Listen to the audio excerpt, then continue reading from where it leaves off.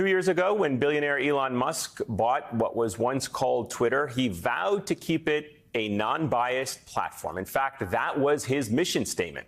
He posted it at the time. It must be politically neutral, which effectively means upsetting the far right and the far left equally. It was a message he repeated frequently in interviews after purchasing the platform. The goal of New Twitter is to be as fair and even-handed as possible, not favoring any political ideology. It should not be a partisan politics. But that quickly turned out to be a hollow sentiment. Instead, Musk used his immense influence on his own platform to tell his followers to vote Republican in the 2022 midterms. And he voiced his support for Ron DeSantis as president. But there was one prominent Republican who Musk wasn't a fan of: Donald Trump. He said the former president was too old and that he should hang up his hat and sail into the sunset. And as you can imagine, Trump didn't take that advice very well. You know, he said the other day, "Oh, I've never voted for a Republican." I said, "I didn't know that. He told me he voted for me." So he's another artist. Now, Trump escalated the feud when he claimed Musk came to the White House begging for his help on his projects, adding, "I could have said, drop to your knees and beg," and he would have done it. He would also go on to savagely mock his notoriously glitch-filled campaign launch for Ron DeSantis on X. But after the campaigns of Musk's preferred candidate, DeSantis, and later Vivek Ramaswamy went down in flames, the billionaire planned a spring trip to Mar-a-Lago. In March, he met with Trump, who just so happened to be seeking a cash infusion to help his campaign. Afterwards, Musk was asked about the meeting and if he'd donate money to Trump or then candidate Joe Biden. And here's how he responded. You said you're not going to donate to any candidate. That's correct. Why not? I don't want to put a thumb on the scale monetarily. That is, significant. And you know where this is going, right? Well, by July, we learned that Musk was already donating a sizable amount to a political group working to elect Donald Trump. And the day after that was reported, he publicly announced that he was endorsing Trump following the attempted assassination on him in Butler, Pennsylvania. Last month, Musk was asked about the impact of his endorsement of Donald Trump, and he did not respond to requests for comment. Now, that brings us to this cringe-worthy scene yesterday, when Trump took to the podium again in Butler nearly 3 months later. Except this time he was joined by his friend Elon Musk, the same man who once proclaimed he would keep his social media platform politically neutral. And that Trump wasn't the candidate to lead this country. As you can see, I'm not just MAGA, I'm dark MAGA. Fight, fight, fight! President Trump must win to preserve the Constitution. He must win to preserve democracy in America. Vote, vote, vote. Fight, fight, fight. Vote, vote, vote. Yeah, I'm not sure about that dark MAGA. I much prefer comedian Mike Drucker's interpretation, dork MAGA. Let's just take this in for a moment, and this image of Elon Musk jumping awkwardly on stage as Trump looks on. I mean, this will be the legacy of Elon Musk, the man once seen as a tech visionary, a real-life Tony Stark to some, who traded in his reputation and his self-professed principles to become nothing more than a reactionary Lex Luthor in a MAGA hat. We have an amazing panel to break all of this down for us. Angelo Carusone, president of Media Matters; Tara Setmeyer, co-founder and CEO of the Seneca Project and former GOP communications director. It's good to have both of you with us. Angelo, I'll start with you. I mean, this is an embarrassing spectacle for Elon Musk. Certainly last night, seeing him jumping up and down the way he was. He's given up any pretense of political neutrality as a person and certainly as a platform on X.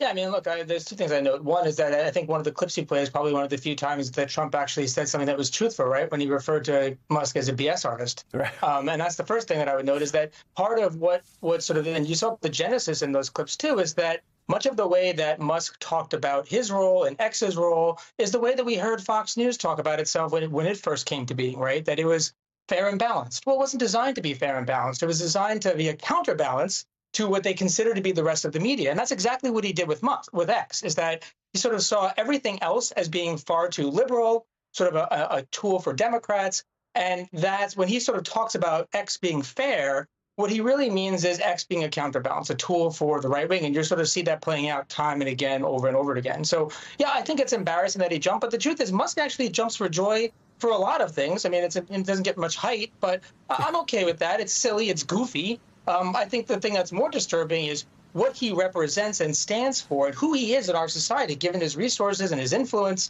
and the fact that he is jumping for joy for what Trump stands for. And that's the part that I find really scary, is that, people might make fun of him a little bit, but ultimately there's not likely to be many meaningful consequences for what he's actually advocating for and fighting for. And that's the part that I find most disturbing. That is the important part in this, Tara, that, I mean, Elon Musk is a man with tremendous power. We see that with the satellites that he operates, whether it's Starlink in the Ukraine war, his ability to be involved in our politics with the millions of dollars that he's pumping into it, his views on internet freedom, free speech, censorship, all of these things that he stakes a claim in and then tells people that he wants to be neutral about, but then behind the scenes works for or against. Elon Musk is a very, I would just say he's acting out of, I think, trauma response. This is a guy that is not a well-adjusted adult. It's obvious. And you look at him standing next to Donald Trump and this like cosplaying role that he's taking on as this like kingmaker, bro tech guy. It's almost sad to watch if it weren't for the fact that he's so wealthy and dangerous. The things that he pushes on Twitter and what he says is it's lunacy oftentimes, and it's only because he controls so much and the government contracts that he has are so important, particularly to our space program, that anybody tolerates what Elon Musk has to say at this point. I mean, he has over however many hundreds of millions of followers on Twitter and just pushes out these horrible, dangerous conspiracy theories. He goes on and last night he tweeted out, "Make America based again." And if anyone knows, that's alt-right code. That terminology. He does traffic in that dark MAGA world that we should all be scared to death about. You don't want these people in power. These are people who don't think that women should have equal rights. These are people who are like the incels in their mother's basement that, are out here in the masks and decide to go and march with tiki torches. These are the types of people who are excited by what Elon Musk has to say. And Donald Trump and MAGA are embracing him. It's transactional. The idea that Elon Musk is saying that we must vote for Donald Trump to preserve our democracy, it's, that's like saying you have to vote for Mussolini to preserve Italian freedom. It's insanity. And between the two of them, what do they have, 17 kids by 6 different women? Yeah, they're the paragons of virtue. Yeah, well, let me, again, Angela, we laugh about Musk's cartoonish antics here, but there is a danger in how he's using his voice. Let me get your reaction to something he said last night in Butler. Watch this. Get everyone you know and everyone you don't know, drag them to register to vote. Make sure they actually do vote.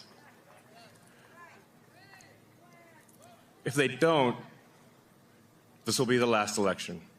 That's my prediction. So on one hand, in the public space, he has kind of promoted the great replacement theory. He is now saying this is the end of our democracy if the Vice President Kamala Harris wins, which is really projection in the event that Donald Trump wins. That might really be our last election.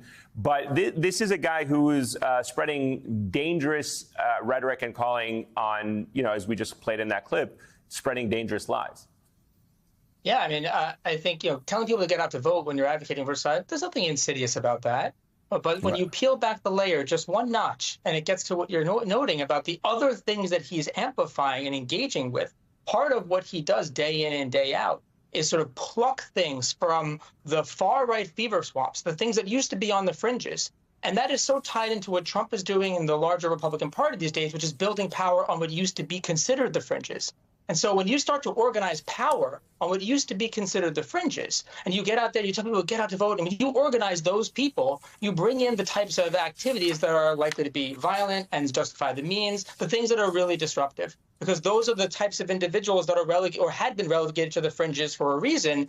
And you see that evidence day in and day out, as you noted, by the types of things that he's promoting. Let's not forget that 2 days before Trump got up there and talked about Springfield, and what was happening there, we know the false claims about Springfield. It was Elon Musk having a back and forth on X with Charlie Kirk that helped take that idea and further amplify it and saturate it to millions of people. And that's the kind of thing that's happening every day, and it's not by accident. So, you know, when you peel back that layer, the way and who they're trying to organize and who they're speaking to, that's the part that's really scary, because they're really focusing in on the diehards and the people most likely to engage in the most destructive behavior, while simultaneously using the rubber glue and projecting, right? They're making it about democracy. Somehow they're the pro-democracy forces. And that, again, reinforces this idea that the ends justify the means. You know, they are, you know, turning the buzzsaw on that we're all sort of heading headfirst into right now.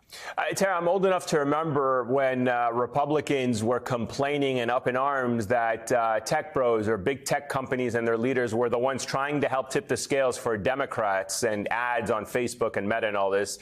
But not only has Musk's pro-Trump super PAC spent more than $30 million to help him since August, according to this new report from the Wall Street Journal, he has also given tens of millions of dollars to Republican causes for years, including groups with ties to ex-Trump aide Stephen Miller and supporters of Ron DeSantis' presidential campaign. I mean, it's always projection with everybody on the right, it seems. It is, and J.D. Vance is a creature of you know, Peter Thiel. I mean, again, they've become what they claim to despise, and they do it in the most insidious ways. And, you know, when you look at the way that they're approaching this, Elon Musk, I worry about Elon Musk using Twitter around Election Day or when election results are coming in and sowing that type of disinformation that causes people to not have faith in our elections. This is something that MAGA is working on in a lot of areas, in a lot of states. We're watching them do this. And then you have someone like Elon Musk that's out here that could potentially put out that type of misinformation. He did it with the hurricane response. I know we're going to talk about that later, but this is how you know, faith in democracies and your free and fair elections and the free flow of information is tainted because he has such influence. So you have Elon Musk, who has daddy issues and mommy issues. His mother's a conspiracy theory kook also. You've got Trump, who's got daddy issues, and you've got J.D. Vance that has mommy issues. They need to have a group therapy session and work it all out and stop holding the rest of us hostage because they haven't worked out their childhood traumas.